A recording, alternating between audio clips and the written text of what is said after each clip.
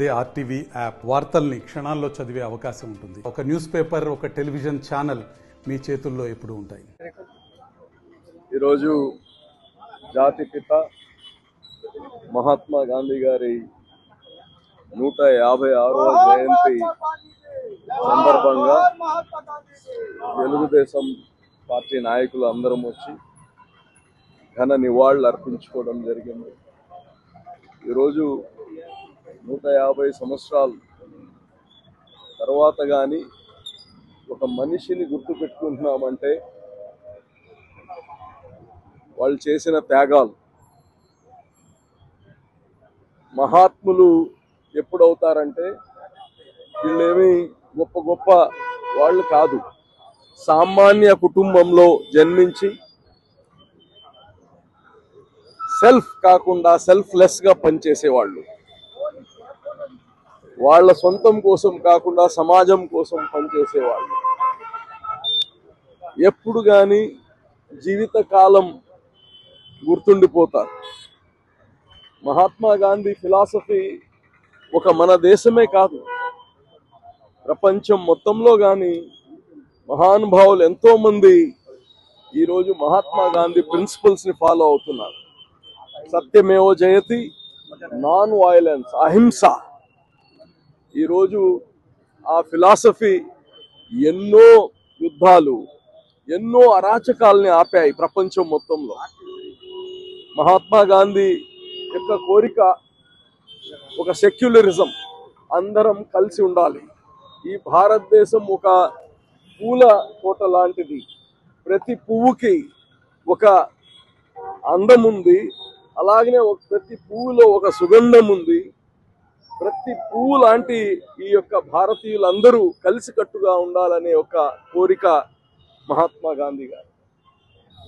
అదేవిధంగా గ్రామ స్వరాజ్యం, గ్రామాల నుంచి కానీ అభివృద్ధి కావాలని ఈరోజు చంద్రబాబు నాయుడు గారు ముఖ్యమంత్రి ఉండి, అలాగనే పవన్ కళ్యాణ్ గారు ఉప ముఖ్యమంత్రి ఉండి ఈ గ్రామ స్వరాజ్యం తేవాలి, గ్రామాల్లో అభివృద్ధి జరగాలి, వాళ్ళకి స్వశక్తి పైన గ్రామాలు నడవాలి, పంచాయతీలు ఇవన్నీ అని అనేక మనం కానీ ఇటువంటి మహానుభావులందరూ శ్రమించి వాళ్ళ జీవితాన్ని మొత్తం ధారవేసి తెచ్చిన స్వతంత్ర భారతదేశాన్ని మన వంతుగాని కాపాడుకోవాల్సిన బాధ్యత మనందరిది ఉంది.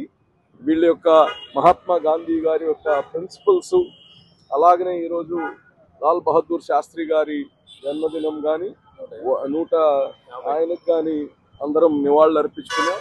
మహానుభావులు ఈరోజు వీళ్ళందరినీ మనం మన భావి తరాలని గుర్తుండేటట్టు మనం కానీ వాళ్ళ గురించి చెప్పాల్సిన అవసరం ఉందని తెలియజేస్తూ అందరికీ మరోసారి ధన్యవాదాలు తెలియజేస్తూ విజయదశమి శుభాకాంక్షలు.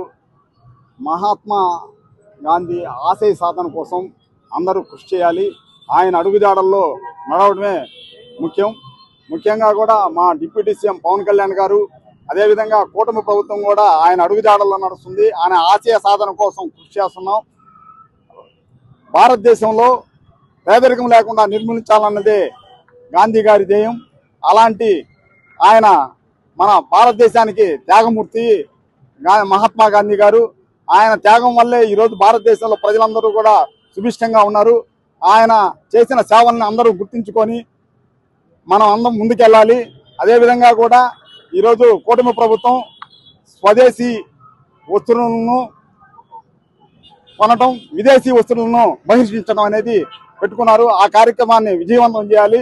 ప్రతి ఒక్కరు కూడా భారతదేశం ఒక పేరు ప్రతిష్టలు ఇచ్చేటట్టు ఉండాలి. అదేవిధంగా మొన్న కూడా ఆసియా కప్ వచ్చింది. భారత్లో తిలక్ వర్మ గారు ఒక చరిత్ర సృష్టించాడు. అలాంటి యువకులు భారతదేశంలో ఉన్నారు. ఆ భారతదేశానికి మనం అందరం ముద్దు పెట్టడం. జై భారత్, జై జనసేన, జై పవన్ కళ్యాణ్ గారు. చెడుపై మంచి సాధించిన విజయం విజయదశమి అయితే, హింసపై అహింస సాధించిన విజయానికి నాంది ఈరోజు గాంధీ జయంతి కావడం విశేషంగా చెప్పుకోవచ్చు.